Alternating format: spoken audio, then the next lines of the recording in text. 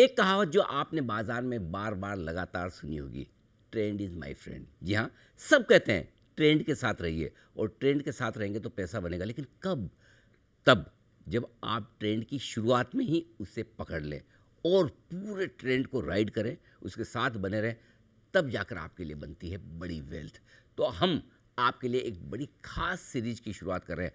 हर महीने हम आपके लिए लेकर आएंगे एक बड़ा ट्रेंड, ऐसा ट्रेंड जो आपको बाजार में चाहे ट्रेडिंग हो या फिर इन्वेस्टमेंट, उसके हिसाब से आपको तैयार करेगा। और सिर्फ ज्ञान नहीं, एक्शनेबल पॉइंट्स मिलेंगे और आप देखेंगे कि किस तरह से उस ट्रेंड का फ़ायदा आप बाजार में अपने इन्वेस्टमेंट को लेकर बना सकते हैं। तो बस हमारी इस मंथली सीरीज़ के लिए तैयार हो जाइए। आज है पहला एपिसोड, और पहले एपिसोड में है कौन, आपको परिचय भी तो करवाना जरूरी है। पहले तो मैं कुछ खास बातें बताता हूँ, फिर आप अंदाज लगाइए कि है कौन वो खास महानुभाव हमारे साथ। मेरे साथ तो स्टूडियो में है। पहले मैं बता दूँ कि इन्हें है पूरे 32 सालों का अनुभव शेयर बाजार का। हर्षद मेहता के ज़माने से लेकर अब तक इन्होंने सारी तेज़ी और मंदी देखी है। करियर की शुरुआत आपने की थी पराग पारिक फाइनेंशियल सर्विसेज के साथ, और वहाँ पर फंडामेंटल एनालिस्ट के तौर पर उन्होंने जमकर रिसर्च की, और उसके बाद ब्रोकिंग का भी पूरा जायजा लिया। बिरला सन लाइफ बिरला मर्लिन जो ब्रोकिंग फर्म होती थी, वहाँ पर आपने ब्रोकिंग का कामकाज किया। उसके बाद बड़ा टर्निंग पॉइंट आया आपके करियर में, और आपने ज्वाइन किया राकेश जिंजवाला साहब को। जी हाँ, रेयर एंटरप्राइजेज, और वहाँ पर प्रोप्राइटरी ट्रेडिंग में आपने 10 साल लंबा चौड़ा कामकाज किया। उसके बाद अब आपने खुद अपनी पीएमएस फर्म शुरू की है, और उसका नाम है मैराथन ट्रेंड्स पीएमएस। समझ तो गए होंगे। जी हाँ, मैं स्वागत करना चाहता हूँ अतुल सूरी साहब का, देश के जाने माने मार्केट एक्सपर्ट। अतुल सर, बहुत बहुत स्वागत है। आपको बताऊँ शो का नाम क्या रखा है हमने? बताइए। Big trends with AS, Atul Suri, Anil Singh. Oh, हमारे दोनों के आपके इनिशियल्स सेम है, तो हमने सोचा कि आप और हम मिलकर हर महीने हमारे दर्शकों के लिए किसी बड़े ट्रेंड की शुरुआत करेंगे। और ये एक डिस्कशन होना चाहिए जी, क्वेश्चन आंसर नहीं होना चाहिए। हाँ। बिकॉज आप भी एक मार्केट के बहुत एक्सपीरियंस हैं, तो ये एक जब होता है ना डिस्कशन, जैसे दो दोस्त मिलके शेयर करते हैं, तो I think it should be more about sharing. बिल्कुल। और मैं हमारे दर्शकों को बता दूं कि अतुल सर बहुत गहरी डीप रिसर्च करते हैं, हर महीने कुछ न कुछ नए ट्रेंड्स लाने की कोशिश करते हैं, और हमने सोचा क्यों नहीं इन ट्रेंड्स का फ़ायदा जी बिजनेस के दर्शकों तक भी पहुंचे। तो मैं आज शुरुआत करने जा रहा हूं। मैं शुरुआत में सवाल अतुल सर से नहीं पूछता हूं, शुरुआत में सर हमारे दर्शकों से सवाल पूछता हूँ कि पहली थीम क्या होनी चाहिए भाइयों, ज़रा आप खुद बताइए। और मैं आपको एक हिंट दे दूँ, संकेत, अगले 6 महीने आपके दिमाग में, मार्केट के दिमाग में क्या रहने वाला है, बताइए। इलेक्शंस? जी हाँ, बिल्कुल सही सोचा आपने, इलेक्शन ही तो है। तो सबसे पहले अतुल सर, क्या वाकई में बाजार और इलेक्शंस का गहरा नाता है भी नहीं भी। शॉर्ट टर्म में है, बट लॉन्गर टर्म में जब मैं आपने 32 साल बताए, तो जब मैं 32 साल का सेंसेक्स का चार्ट देखता हूँ, उसमें ना मुझे इलेक्शन दिखती है, ना बजट दिखता है, ना वॉर दिखती है, तो घूम फिर के जो ट्रेंड होता है बड़े टाइम फ्रेम पे, उसका कुछ ज़्यादा लेना देना नहीं होता। हाँ, शॉर्ट टर्म में आप देखेंगे कि मार्केट वोलेटिलिटी होती है, और अगर वो इन्वेस्टर समझ जाए और वो शॉर्ट टर्म वोलेटिलिटी को अपना दोस्त बना ले, तो उस हिसाब से ये जो लंबी स्टोरी है, उसमें एक्चुअली एक बहुत अच्छा हमें एक अपॉर्चुनिटी मिलता है। तो आप ये कह रहे हैं कि मार्केट इलेक्शन के वक्त आपको कुछ न कुछ ऐसे मौके देगा, उतार चढ़ाव ऐसे होंगे जिनका फ़ायदा मिल सकता है, ऐसा आपने अनुभव किया है पहले? बिकॉज घूम फिर के अनिल जो भी है ना, ये मार्केट ऐसा नहीं है कि ये पीएम होगा, ये सीएम होगा, उससे देश का कुछ स्टोरी बदलने वाली है। थोड़ा फास्ट और स्लो हो सकता है।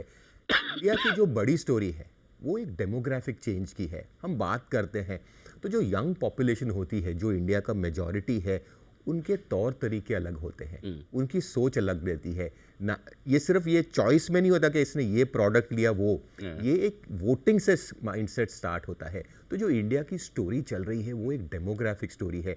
हाँ, इलेक्शन में वोलेटिलिटी रहेगी, बट इस वोलेटिलिटी को अपना फ्रेंड कैसे बनाया जाए वो बहुत ज़रूरी है। उस पर जो आपने रिसर्च की वो मैं आपको जानना समझना चाहता हूँ, लेकिन उससे पहले एक चीज़, ये तो पक्का है कि इलेक्शन के दिन तो ऊपर नीचे होगा मार्केट, होता है जिस दिन वोटिंग उस दिन तो होगा। हाँ। लेकिन हमें ट्रेंड ये बनाना है कि आज हम इलेक्शन से 6 महीने पहले, बिल्कुल राइट, तो 6 महीने पहले का किस तरह का ट्रेंड बनता है, 6 महीने बाद का किस तरह का ट्रेंड बनता है, ये ट्रेंड आपको अतुल सर बताने वाले हैं। तो हम शुरुआत करते हैं इन ट्रेंड्स की, और मैं थोड़ा सा आपको फ्लैशबैक में ले जाना चाहता हूँ। उससे पहले मुझे ये समझाएं कि क्या वाकई में ऐसा पिछले 5 इलेक्शन में 99 से लेकर आप 2019 तक के 5 इलेक्शन का आपने ट्रेंड एनालिसिस किया है, वाकई में कोई ऐसा ट्रेंड बन रहा है जो ये कहे कि इलेक्शन के 6 महीने पहले बाजार कैसा होता है, 6 महीने के बाद कैसा होता है इन जनरल? तो हमने क्या किया, जैसे आपने सही बताया कि भाई 6 महीने मोटी मोटी रह गई है इलेक्शन तक जी। तो जिससे भी मिलते बोलते यार रुक जाते हैं, इलेक्शन में मार्केट अगर मोदी जी नहीं आए तो घटेगा, तब लेंगे। तो बहुत फेमस स्ट्रैटेजिस्ट है क्रिस वुड, उन्होंने भी पिछले महीने बताया तो था। डरा दिया सर। बिल्कुल। हाँ, तो कह रहे कि 25% घट जाएगा अगर मोदी जी नहीं आए तो उसका भी एक रीज़न है, उसको हम डिस्कस करेंगे। तो बात है कि सबके माइंड में ये फियर और पैनिक बहुत जल्दी घुस जाता है। बट हमारे मार्केट का क्या है, थोड़ा डाइवर्ट करके बताता हूँ कि जब भी कोई इंसिडेंट होता है अनएक्सपेक्टेड नेगेटिव, तो मार्केट की आदत है कि वो उसको इमीडिएट डिस्काउंट कर देता है।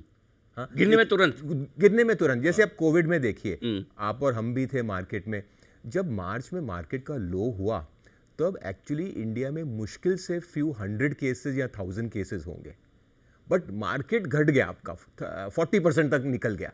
बट आप देखेंगे कि उसके बाद जो है मार्केट रिकवर हुआ, और जब इंडिया में सबसे ज़्यादा केसेस थे, जब डरने का सबसे ज़्यादा रीज़न था भाई ऑक्सीजन सिलेंडर नहीं मिल रहे थे, हमारा मार्केट लाइफ टाइम हाई कर रहा था। तो कोई भी बैड इवेंट हो तो मार्केट की आदत है कि वो इमीडिएटली डर के कारण गिरता है, और at that point in time उसके बाद आप देखेंगे वो रिकवरी होती है। तो हर इलेक्शन में भी ऐसा होता है, अनएक्सपेक्टेड होगा तो एक पैनिक झटका लगेगा। हाँ, हमें लगता है कि दुनिया खत्म हो जाएगी, ऐसा है, मतलब दुनिया खत्म हो जाएगी, उस टाइप का एक होता है। बट एक्चुअली दुनिया कभी खत्म नहीं होती है। जिसने यार कोविड का फॉल देखा, जो ह्यूमैनिटी के फर्स्ट टाइम में ऐसा हुआ है, जिसने वो झेल लिया।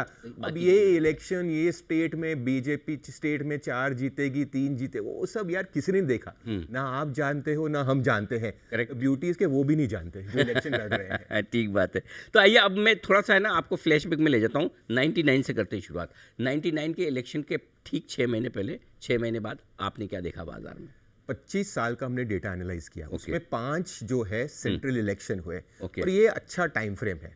पहला इलेक्शन जो 99 का आपने बताया, वहाँ पे वाजपेयी गवर्नमेंट आई थी। ये क्या हुआ था कि ये अपनी मेजॉरिटी 1 वोट के कारण हार गए थे, वो कुछ फ्लोर के ऊपर। Right. सैफुद्दीन सोज मुझे अभी भी याद है कि वो थे जिन्होंने ऑपोजिशन के साथ चले गए थे। तो वाजपेयी गवर्नमेंट जब आई तो मार्केट के लिए अच्छा था, क्योंकि अपना इंडिया के उस टाइम ना पहले बहुत जोड़ तोड़ की सरकार, थोड़ा फिस्कल जो है काफ़ी इम्प्रूव हुआ, और उनका एक मेजर थीम रहा था PSU डाइवेस्टमेंट। उस टाइम अरुण शौरी भी वहाँ पे डाइवेस्टमेंट मिनिस्टर थे। तो मार्केट को बहुत अच्छा लगा, और उनकी जो मार्केट की उनकी जो थी, अब देखेंगे उस साल अगर आप 6 महीने इलेक्शन से पहले इन्वेस्ट करते, which is from now to election, तो आप देखेंगे कि मोटा मोटा 16% रिटर्न आ गया था इन्वेस्टर का। अच्छा। और द इंटरेस्टिंग पार्ट इज कि जब वाजपेयी जी जीते, उसके 6 महीने बाद सिर्फ 2% का आया रिटर्न। अच्छा। घूम फिर के 20% आया। और जो होता है ना कि मैं इलेक्शन तब वेट करूंगा, अगर आप वेट कर दिए होते तो 20 में से 16 तो आपके निकल ही गए होते। निकल गए, तो बड़ा पैसा आपका इलेक्शन के पहले ही बन गया उस टाइम में। ठीक है, फिर अगला इलेक्शन 2004, वो मुझे लगता है कि आज के हिसाब से सबसे रेलेवेंट है। अच्छा, 2004 वाला। हाँ, क्योंकि उसमें उस टाइम क्या था कि वाजपेयी की गवर्नमेंट ने काफ़ी अच्छा काम किया था, और वहाँ पे जसवंत सिंह, मुझे याद है, फाइनेंस मिनिस्टर थे। जी। तो एक कैंपेन होता था, इंडिया शाइनिंग कैंपेन। यस, बिल्कुल था। तो बाजार को तो सबको लगा कि भाई यही गवर्नमेंट आएगी और डाइवेस्टमेंट चलता जाएगा और वो सब, और सडनली आ गया कुछ वापस 14 पार्टी कोalition, हाँ, यूपीए 1, उसमें कांग्रेस था, और सेकेंड लार्जेस्ट पार्टी थी कम्युनिस्ट पार्टी ऑफ इंडिया। मुझे अभी भी याद है अनिल के वीकेंड को कुछ डिबेट था, और वहाँ पे एक कम्युनिस्ट पार्टी के पॉलिटिशियन थे, उन्होंने बोला हम पहली चीज़ करेंगे, हम डाइवेस्टमेंट मिनिस्ट्री को बंद करेंगे। बिल्कुल ठीक बात है। और जब अगले दिन मार्केट खुला, मार्केट सर्किट डाउन खुला, नीचे सर्किट था, और वो आई थिंक 24-25% मार्केट घट गया। तो अब जो क्रिस वुड का 25% की बात कर रहे हो, वहाँ से आ रही है, एक्चुअली वो वहाँ से आ रही है। मार्केट 25% घटा, सही है, बट उसके बाद अगर आप 6 महीने खड़े रहते, at the end of the year उस साल भी 20% रिटर्न आया। मतलब अगर 6 महीने इलेक्शन के पहले और 6 महीने इलेक्शन के बाद, यानी कि अगर 12 महीने का समय ले तो 20% मार्केट, ये सब होने के बावजूद कि आपकी गवर्नमेंट जो आप चाहते थे वो नहीं आई, 25% मार्केट 25% घटा, पूरा रिकवर होने के बाद भी पैसे बनाए। क्या बात है, ये 2004 की। और ये बहुत रेलेवेंट है क्योंकि आज सबके मन में यही है। बिल्कुल। सबको लगता है कि मोदी गवर्नमेंट बनेगी, अगर नहीं बनी तो और बनेगी दूसरी, अगर कोई बनी तो फिर जोड़ तोड़ से बनेगी। स्पाइट ऑफ दैट आपको एज ए इन्वेस्टर 20% एक साल में रिटर्न तो मिला। अब आते हैं 2009 में। 2009 के इलेक्शन में क्या वहाँ पे क्या था कि यूपीए 1 हो गया था, यूपीए 2 आई तो मनमोहन सिंह की सरकार आई जी। बट इसमें क्या है कि इंटरेस्टिंगली बहुत हाई रिटर्न आपको दिखेगा 81% का। यहाँ पे सिर्फ अपनी पॉलिटिक्स की बात नहीं थी, ये था वो 2009 क्योंकि 2008 में आप देखिए मार्केट क्रैश हुआ था, फाइनेंशियल मार्केट क्राइसिस। बिल्कुल, तो उसके बाद रैली हुआ जी। तो इसीलिए जो 80% रिटर्न आप देखेंगे लो बेस पर है, लो बेस पे है। और यही फैक्टर है कि बस ऐसा नहीं कि पूरी दुनिया हमारे इलेक्शन से ही लिमिटेड है, ग्लोबल फैक्टर्स भी हैं। जरूर। ऐसा नहीं है कि बाजार में सब हमारा इलेक्शन और प्राइम मिनिस्टर से ही स्टोरी बनती है। तो एक्चुअली द हाईएस्ट रिटर्न पिछले 5 इयर्स ऐसा नहीं है गवर्नमेंट के कारण थी, ये तो ग्लोबल मार्केट थी। तो मार्केट में आप सिर्फ एक इलेक्शन को एक सिंगल व्यू से इन्वेस्ट नहीं कर सकते, आपको एक ओवरऑल पिक्चर देखना जरूरी है। तो 80% रिटर्न सिर्फ इस वजह से नहीं बने कि खाली इलेक्शन और इलेक्शन में वापस से यूपीए 2 आ रहा है, इस वजह से भी बने कि ग्लोबल मार्केट भी उस वक्त बड़े मजबूत थे। अब आते हैं सर 2 इलेक्शन जो मोदी जी वाले हैं। पहला 2014 वाला। तो 2014 में आप देखेंगे तो पहले तो मोदी जी कैंडिडेट बनेंगे कि नहीं, गोवा कन्वेंशन था, मनोहर पानीकर, वो भी एक स्टोरी है। तो एक्चुअली जब मोदी जी कैंडिडेट बने तो मार्केट पहले ही रैली वहीं से चालू हो गया कि आप देखेंगे कि 18% जो है मार्केट प्री में ही रन हो गया। 6 महीने पहले, 6 महीने पहले ही बन गया। तो वो ये कि आप क्लैरिटी के लिए वेट करेंगे और वो सब में 18% रिटर्न तो बन गया। और मोदी जी आने के बाद भी अगले 6 महीने में 16% हुआ, अच्छी return I 37%। But the beauty is के बहुत बार लोग सोचते हैं हम इलेक्शन के लिए वेट करेंगे, यहाँ इलेक्शन में डिप होगा, ऐसा कुछ नहीं हुआ। दोनों बार अगर आपने पहले नहीं पैसा लगाया तो मिस कर गए। हाँ, तो इसमें क्या हर फ्लेवर आप देख सकते हो, गवर्नमेंट पलटी, कंटिन्यूटी भी रहा, नया कैंडिडेट भी आया। बट द फैक्ट इज कि अगर आपने 6 मंथ्स बिफोर और 6 मंथ्स लेटर तक खड़े रहे, बीच की वॉलिटिलिटी देखी, it has been actually 10% returns. और अब आखिरकार 2019 का इलेक्शन, जहाँ पे लोगों को लग तो रहा था कि मोदी जी वापस आ जाएंगे, Correct. सीटें कम आएगी, Correct. जोड़ तोड़ से थोड़ा सपोर्ट से होगा, वहाँ क्या हुआ? देखिए वहाँ पे बहुत अच्छे नंबर आए, मार्केट उसके पहले ही 10% एक कंटिन्यूटी पॉइंट ऑफ व्यू था। बट आप देखेंगे कि सबको लगा कि ये मोदी 2.0 होगा, बजट ये होगा, याद है कि ये होगा एकदम रिफॉर्म का। एक्चुअली जो 6 मंथ पोस्ट इलेक्शन थे, हमारे सब रीडिंग्स में से सिर्फ 4% रिटर्न आया था। मतलब तो बैठ के हम जो एनालिसिस करते हैं ना, तो मैं अतुल से फिर इसमें अगर मैं आपको ये पूछूं कि जो आम धारणा है उसके विपरीत थोड़ा मार्केट ट्रेड करने की कोशिश करता है कि जैसे इलेक्शन के पहले डर है, लेकिन आप तो 5 इलेक्शन में बता रहे हैं कि इलेक्शन के 6 महीने पहले भागा है मार्केट 6 महीने पहले, 6 महीने बाद, और एक साल में जो आप रिटर्न्स देखेंगे अगर उसको एवरेज करें, it is above index return for the last 20 years.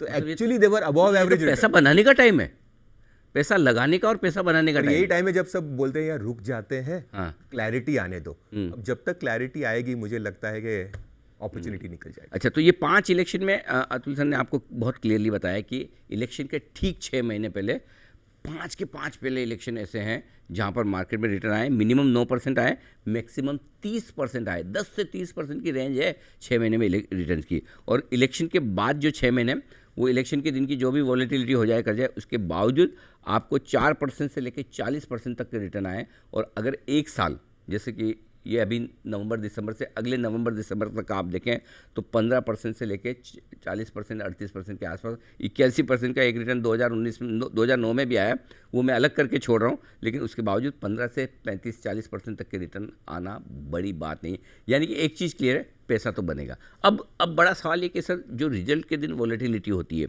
उस दिन नीचे का सर्किट लग जाए 15-20%, ऊपर का लगे तब तो लोगों को कोई शिकायत नहीं, लेकिन नीचे का लग जाए तो, और ऊपर का लगता नहीं जनरली, लगता है तो नीचे के लिए एक बार, उस वॉलेटिलिटी को कैसे हैंडल करें?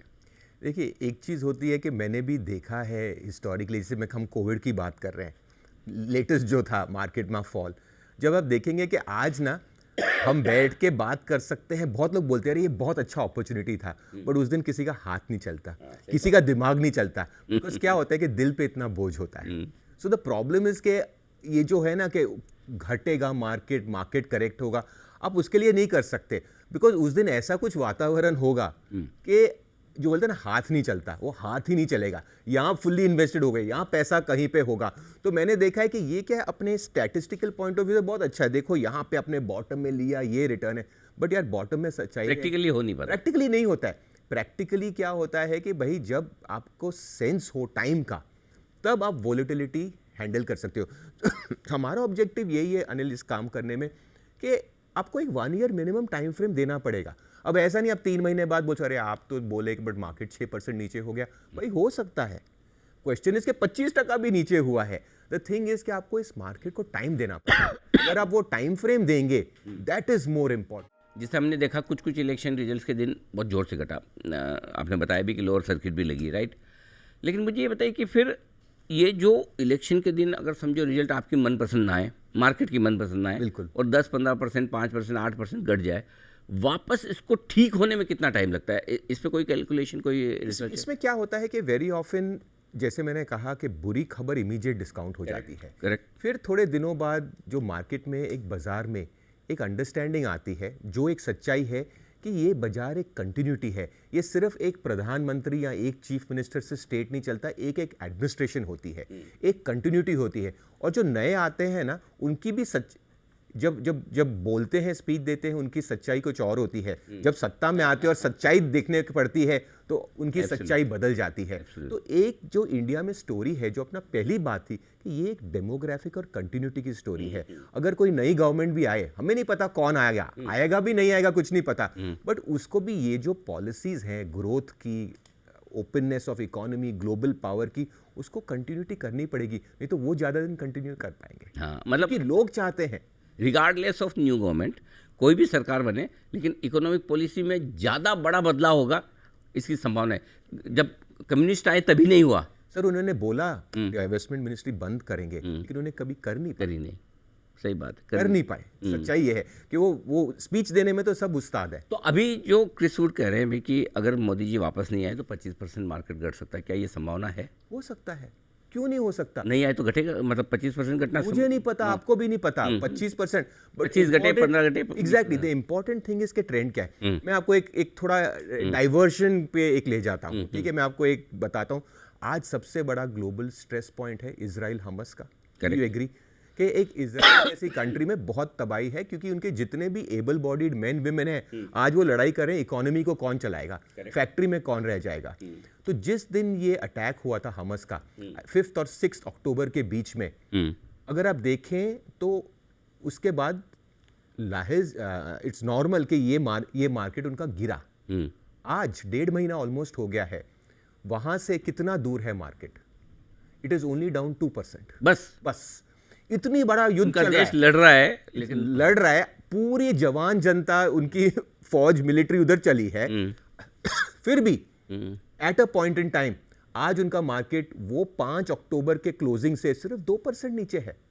13% घट गया था मार्केट। और उसमें तो मुझे एक चीज़ याद आती, करगिल के युद्ध के समय भी 50 दिन तक मार्केट में जो तेजी हुई है, इधर हमारे सैनिक सीमा पर लड़ रहे हैं, लेकिन मार्केट में गजब की तेजी हुई। तो वो कई बार आप सोचते हो होता कुछ अलग ही है। मार्केट की अपनी सोच है, इसीलिए जब हम मार्केट वाले होते हैं, ठीक है, हम पॉलिटिक्स पढ़ते हैं, ये देखते हैं, न्यूज़ देखते हैं, बट मेरे हिसाब से कि एक मार्केट की अपनी सोच है, और हमारा काम मार्केट वाला, और जो हम इस प्रोग्राम के थ्रू कर रहे हैं कि हम एक मार्केट थॉट प्रोसेस से देना है। बिकॉज इन्वेस्टर का क्या है कि अल्टीमेटली पैसा यहाँ से बनेगा। अपना ओपिनियन पॉलिटिक्स में ये सब बायस रहता है यार, आपको कोई पसंद नहीं पसंद तो हमारा कलर्ड ओपिनियन रहता है, but this is pure data और नंबर्स, और इससे पैसे बनते हैं। अच्छा सर, अब इसमें एक आध चीज़ और मैं जो पूछना चाहता हूँ कि जनरली एफआईज भी है तो वो मार्केट को क्लोजली देखती है, इन इवेंट्स को क्लोजली देखती है, पता सबको है कि लॉन्ग टर्म में कुछ नहीं होना है, लेकिन क्या वाकई में उनके फ्लोज पर, उनके तुरंत इन्वेस्टमेंट पे बड़ा फर्क पड़ेगा? देखिए, शॉर्ट टर्म जो हेज फंड्स होते हैं या जो हॉट मनी होता है, वहाँ पे उनका मूवमेंट होगा, उनके स्टॉप लॉस लग जाते हैं, सबके अलग अलग क्वांटिटेटिव स्ट्रैटेजीज होते हैं। बट मैंने देखा है कि ये एफआईएफ फ्लो भी जो है, जो आज एक बहुत बड़ा प्रश्न है, बिकॉज पिछले 2 साल से मतलब अपना मार्केट न्यू हाई कर रहा है, सबको लग रहा है यार ये एफआई को क्या दिख रहा है, क्यों बेच रहे हैं, कि या हम मूर्ख हैं या वो मूर्ख हैं। तो मेरे हिसाब से कि जो एफआईएफ फ्लोज होते हैं, वो सिर्फ ऐसा नहीं कि वो इस कंट्री को पसंद करते हैं या नापसंद करते हैं, ये एक global multi asset class play होता है। इमर्जिंग मार्केट्स में उसका एक छोटा हिस्सा है इनके पोर्टफोलियोज में, और उसमें भी हिंदुस्तान एक छोटा हिस्सा है। सबसे बात करिए, everyone is bullish on India. अरे भाई, लेकिन बेच क्यों रहे हो? बेच इसलिए नहीं रहे कि इनको इंडिया नापसंद है, ये बेच इसलिए हैं बिकॉज इनका करेंसी से कुछ लेना देना है, इनका इंटरेस्ट रेट से लेना है, ईएम का एक बास्केट होता है। तो मुझे लगता है कि इनका भी ऐसा नहीं है कि इलेक्शन के बेसिस पे पॉलिसी चेंज हो जाएगा। ठीक बात। This will be more a function of other variables than pure elections. हम इसको ओवर एस्टिमेट करते हैं और सोचते हैं कि पूरी दुनिया उसके लिए वेट कर रही है, बट ऐसा नहीं होता। शायद 1 या 2 दिन या 3 दिन, बट उसके बाद लाइफ गोज ऑन। और अब मेरा एक सवाल जो है वो जी बिजनेस के उन सारे दर्शकों के लिए है जो हमें बहुत प्रेम करते हैं, बहुत प्यार करते हैं, और पिछले 3 साल से ये दर्शक बड़ी मात्रा में हमारे साथ जुड़े हैं, ख़ास तौर से 20 से 30 साल की उम्र वाले, ख़ास तौर से कामकाजी महिलाएं, इवन होम मेकर्स जो है कि सुबह का काम निपटाया है, शाम के काम के बीच में जो समय मिलता है उसमें ट्रेड भी करती है, इन्वेस्ट भी करती है। अब ये जो पहली बार वाले पिछले 2-3 साल में जो इन्वेस्टर्स आए हैं, इनके लिए इलेक्शन पहली बार है, मार्केट के लिहाज से, इन्वेस्टमेंट के लिहाज से पहली बार देखेंगे। तो इन लोगों को क्या चीज़ ध्यान में रखनी चाहिए, क्योंकि पहली बार वो देखेंगे कि इलेक्शन के रिजल्ट पे मार्केट कैसे ऊपर नीचे होता है, कैसे बिहेव करता है, पहले कैसे बाद में कैसे, तो उनको क्या सलाह होगी? वहाँ पे मुझे सिर्फ एक सेगमेंट में डर है, वो है जो ऑप्शन राइट करते हैं। देखिए, जब आप ऑप्शन राइट करते हो एक अनलिमिटेड रिस्क लेते हो, करेक्ट, और ये एक बहुत बड़ा कल्ट हो गया है इंडिया में। और जब इलेक्शन के पास रहना पाएगा तो आपका विक्स लाहेज़ बढ़ जाएगा, तो उसमें ऑप्शन राइटिंग में ज़्यादा मजा आएगा बिकॉज रिटर्न ज़्यादा है। बट उनको ये याद रखना चाहिए कि अगर कुछ गैप डाउन या गैप अप हुआ तो उस हिसाब से देयर कैन बी ट्रिमेंडस। और मैं इसीलिए कह रहा हूँ बिकॉज अनिल कि if you see market volume और लोगों को रिटेल पार्टिसिपेशन, ये बहुत बड़ा मार्केट है। जो इन्वेस्टर पर से है उनको फ़र्क नहीं पड़ेगा as long as you have not borrowed money. But मुझे लगता है कि इन इंसिडेंट्स पे सबसे ज़्यादा ध्यान ऑप्शन राइटिंग में करना चाहिए, बिकॉज शायद विक्स ऊपर होगा, लालच सबसे ज़्यादा होगा, बट द फैक्ट इज़ कि अगर गैप डाउन गैप अप हुआ तो इसमें जो है बहुत नुकसान हो सकता है। So that is one thing you should be very careful about. Ideally one should avoid option writing उस पॉइंट ऑफ व्यू से, बिकॉज जेन्युइनली 20-25% में नीचे में आप लोगों का इतना मार्जिन होता नहीं है। मतलब घर बिक सकते हैं, और मैंने देखा है इस मार्केट में होते होते। तो डर उस बात में है। अगर आपने स्टॉक ले लिया, कुछ हो गया, 10-15% ऊपर नीचे हो गया, उससे ऐसे कोई लुटने नहीं वाला। बट क्वेश्चन इज कि मुझे अगर मैं पूछूं तो एक जो कैटेगरी ऑफ इन्वेस्टर या ट्रेडर है, ऑप्शन राइटिंग। तो आपके लिए बिल्कुल संकेत साफ है। पहला, जो भी खरीद कर आप रखें, निवेश के लिए डिलीवरी होनी चाहिए, लीवरेज पोजीशन नहीं, वायदा कारोबार की पोजीशन मत रखिए, और स्पेशली जहाँ अनलिमिटेड रिस्क, जहाँ ऑप्शन आप राइट करते हैं, वो तो बिल्कुल भी नहीं। और थोड़ा पैसा बचा के रख ले, अगर वॉलेटिलिटी हुई, कुछ ऊपर नीचे हुआ तो लगाने के लिए भी रहे। लेकिन इसका मतलब ये है कि फिर फाइनल आपका मैसेज है कि इलेक्शन के पहले इन्वेस्टेड रहना चाहिए। बिल्कुल 100%। बिल्कुल, बिकॉज क्या है कि देखिए, इन चीज़ों का आउटकम, एक कहावत है कि यू थिंक वी नो, आप सोचते हम जानते हैं, बट हम नहीं जानते, और हम ये भी जानते हैं कि हम नहीं जानते, और हम ये भी जानते हैं कि आप नहीं जानते। तो ये बाजार है, उस हिसाब से इसमें सब पॉसिबिलिटीज है। हमें अपना रिस्क कंट्रोल करना चाहिए, स्टेप नंबर 1। और जो हिस्टोरिकल डेटा है उस बेसिस पे हमें एक्चुअली एक मार्केट की सोच के साथ ट्यून चलना चाहिए। ये नहीं कि जो मेरे चाचा मामा है या जो मेरी पॉलिटिकल व्यू है, इसमें क्या है, इमोशन बहुत घुस जाता है। विदाउट इमोशन, ऑब्जेक्टिवली अगर आप डेटा के बेसिस पे करें, मुझे समझ है कि इलेक्शंस में एटलीस्ट हमने देखा है पिछले 25 साल में पैसा तो बना है। लेकिन इन सब चीज़ में मैं एक चीज़ जानता हूँ, और वो ये कि हर महीने आप हमारे दर्शकों के लिए कोई न कोई बढ़िया और बड़ा ट्रेंड ढूंढेंगे, रिसर्च करेंगे, डेटा लेकर आएंगे और उन्हें समझाएंगे, बताएंगे कि कौन से ऐसे ट्रेंड बनकर आ रहे हैं इस मार्केट में जिसमें वो निवेश और ट्रेड में आपकी मदद श्योरली कोशिश रहेगी। बिल्कुल। और ये तो हमारा पहला एपिसोड था, आई एम श्योर कि आपको भी पसंद आया होगा, हमारे दर्शकों को भी। तो आप भी अपनी राय जल्दी से मुझे लिख भेजिए एक्स पर, सोशल मीडिया प्लेटफॉर्म पर। बताएं कि अतुल सर के साथ ये हमारा पहला एपिसोड आपको कितना अच्छा लगा, और क्या आप देखना सुनना चाहते हैं, क्या जानना चाहते हैं। और इस शो में अगर आपको लगता है कि कुछ और एलिमेंट्स, कोई सुधार, कोई बातें और हो, तो प्लीज़ आपके सजेशंस हमें भेजिए। हम डेफिनेटली शो आप ही के लिए कर रहे हैं, तो जो भी आप चाहेंगे वो करने की कोशिश करेंगे। लेकिन अतुल सर, बहुत बहुत धन्यवाद आपका। Thank you. बड़ा मज़ा आया, और आपकी जो इतनी डिटेल रिसर्च और जो आपने इतनी मेहनत की है, आई एम श्योर हमारे दर्शकों को बड़ा फ़ायदा पहुँचाएगी। Thank you so much. इस महीने के बिग ट्रेंड्स विद एस इस शो में इतना ही। फिर आपसे जल्द मुलाकात होगी। नमस्कार।